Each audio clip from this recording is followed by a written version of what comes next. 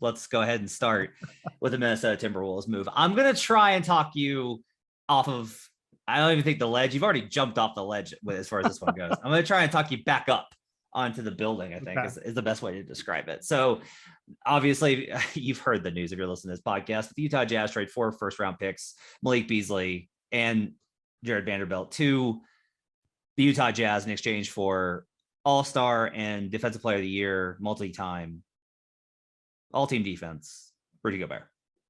So here's like the negative. Well, I want to talk about how to bet them, but the negatives are pretty obvious here. It's a ton to give up for a guy that's going to be in his mid-30s, making $47 million at the end of the contract. He's a player that obviously comes with a lot of caveats when it comes to the playoff performances.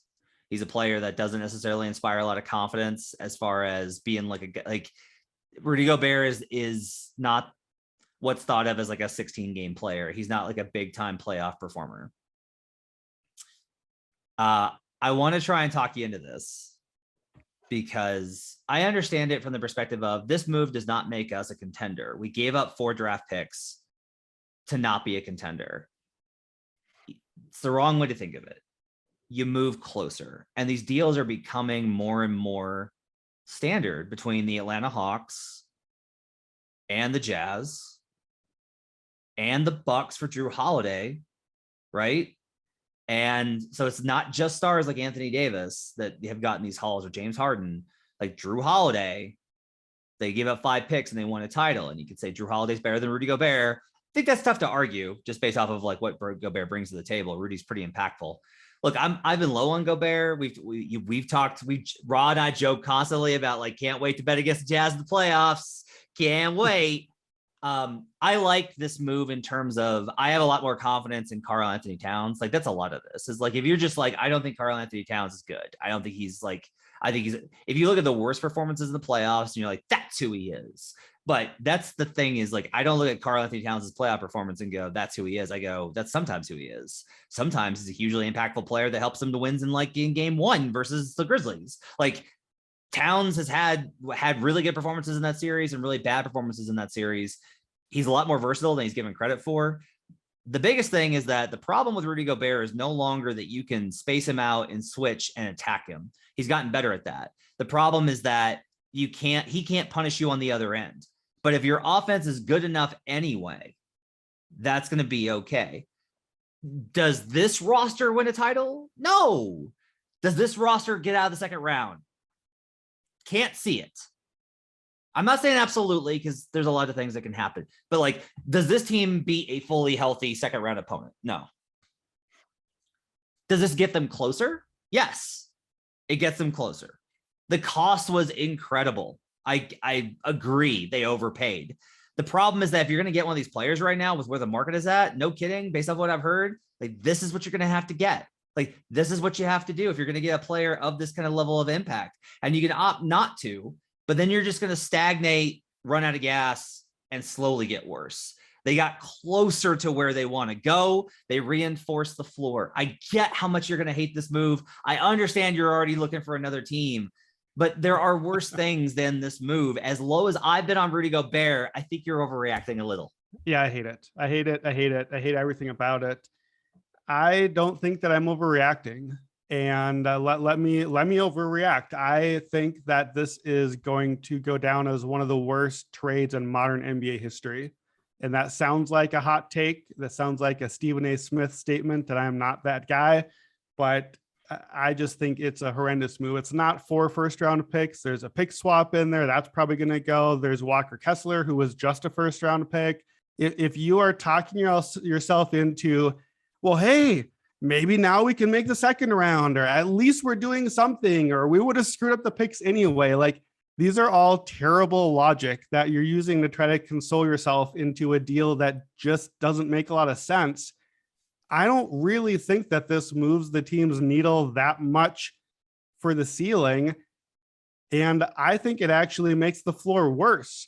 This is not necessarily the time you need to make an all-in move. This is a young, up-and-coming team It was not a now or never situation. Ant is still a year or two away from becoming what he should become, at least.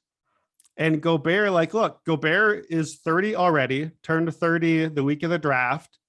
He's on a long contract that is going to age poorly. It just is. We know from 75 years of NBA history, big men in their 30s don't age well. Rudy Gobert has a body type that's not going to age well. He's played a ton of miles over his career because he does a lot of national ball in off season. Karl-Anthony Towns, by the way, signed on to a huge supermax extension that now has him signed into his 30s. So you have two centers signed on to massive deals into their 30s. You don't have money left to sign Ant when it gets to his extension. And you have this team that is very capped out. We know D'Angelo Russell's not a playoff guy. We just saw that. We knew that anyway. We know Gobert's not a great playoff guy. It's not just this year. I looked today, 3 years of very mediocre playoff play.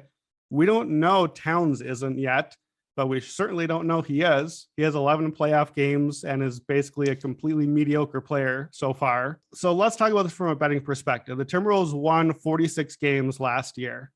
What do you think their line will be or should be for the upcoming season? And how do you think you'd think about playing it? If it's 49.5 or below, I'm playing the over. If it's 54.5 or higher, I'm playing the under. So do you have like a win range that you would put this team in of where you expect them? Because I've got a range, but I'm curious yours. It's 50 to 54. That's my range. I think it's 50 to 54 wins. I think they jump from a 6 seed to a solid, probably I would say 4th or 5th. I think the thing is just like we've seen it with Utah. Gobert, the Jazz always had great regular season net ratings, and they were worse with Gobert off the floor on offense and defense. The rim gravity works in the regular season. It doesn't work in the playoffs. The defensive gravity works in the regular season. It doesn't work in the playoffs. Sure. Just having capable players around Gobert, and he honestly has better defenders now than he had in Utah. The Minnesota offense is still going to pop because I have a lot of faith in Chris Finch. I think they're going to be a top 5 offense. Minnesota's winning 50 games. I don't see them being a 60 win team, right? I might even go as high as let me put it this way. If it's 49 and a half or lower, I'm going over. If it's 54.5 to 58.5, I'm probably staying away. If it's 58, it won't be higher than that. Right. It won't be higher than that. So if the books are anticipating a lot of movement on their over, and this is 54.5, it's a stay away. Or if it's in the 52.5 range, I'm going to have to really think about it. Right. Yeah. 52.5 seems like the most likely scenario. Yeah. I was going to say, I think I would say 51.5 is about what my guess would be. I put them at my prediction of where I would put the win range. I have them at 44 to 52. I don't think they're going to move as high as you think. We'll talk about Atlanta here too, but both of the teams that traded everything to go in and get their guy, I think are right at the fringe of the play-in race. I did my projections first time over the weekend. I have the Timberwolves as the 7 seed right now, and I have the Hawks as the 7 seed. So both teams that just traded everything in their future to barely even make the playoff proper necessarily.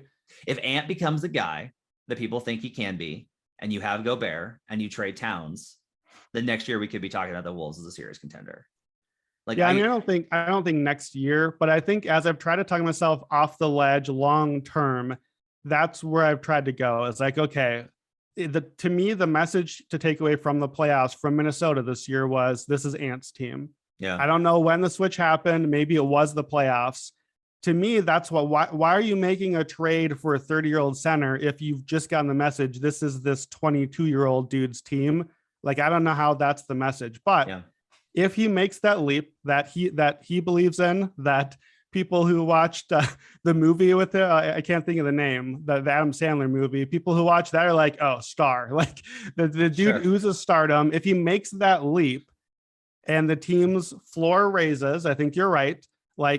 Look, it does matter that Minnesota for the next 3 years is going to make the playoffs every year. That's not nothing for this franchise. They're going to make the second round somewhere in there. I don't think very often, but somewhere they're going to win a playoff series. That's not nothing for the franchise. And along the way, now when the next whoever becomes available in the trade, they might want to go to Minnesota because now the Timberwolves are the Grizzlies. Now they're a team that like, oh yeah, we got this young star, Anthony Edwards, and we got these other good players. Like, I don't think it's a year, but I think that's the sell you have to believe in is let's say that Ant is that dude. And let's say Jaden was worth keeping at the cost of whatever extra draft picks. And now the floor rises. And now over the next 2 or 3 years, the team isn't this team. This is not a title team. This is not even a finals contending team. I don't think anyone really thinks that, but you're rising the sea level and trying to set up for more moves. You get closer. I get that. I just don't think they got closer enough to have given that much to move the needle here. But I understand that's the idea.